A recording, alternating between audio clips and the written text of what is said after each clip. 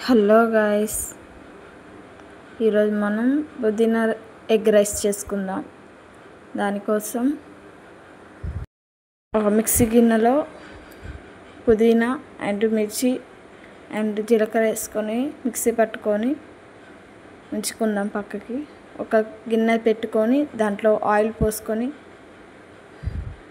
అది హీట్ అయ్యాక 2 గుడ్లు కొట్టి వేసుకొని దాన్ని మిక్స్ చేద్దాం చిన్న చిన్న పీసులు అయ్యేలా.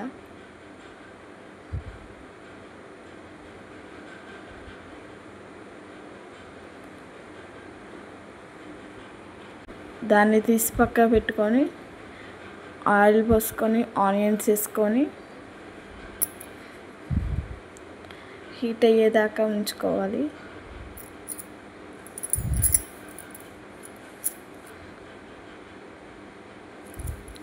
ఇలా ఆనియన్స్ వేగేటప్పుడు అల్లం వెల్లుల్లి పేస్ట్ వేసుకుందాం. కొద్దిగంత పసుపు వేసుకుందాం.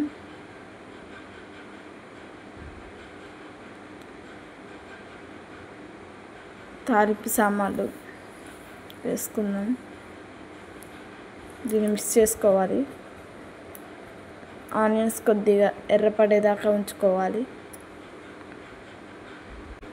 ఇప్పుడు మనం ముందుగా మిక్సీ పట్టుకున్న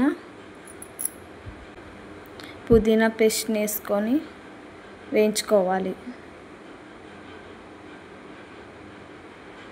ఇలా కొద్దిసేపు వేయించాక దీంట్లోకి గుడ్లు తీసుకుందాం. మనం ముందు చేసుకున్న మిశ్రమాన్ని తీసుకొని ఇప్పుడు అన్నాన్ని వేసుకొని దాంట్లో కొంచెం కారం ఉప్పు వేసుకొని మిక్స్ చేసుకుందాం.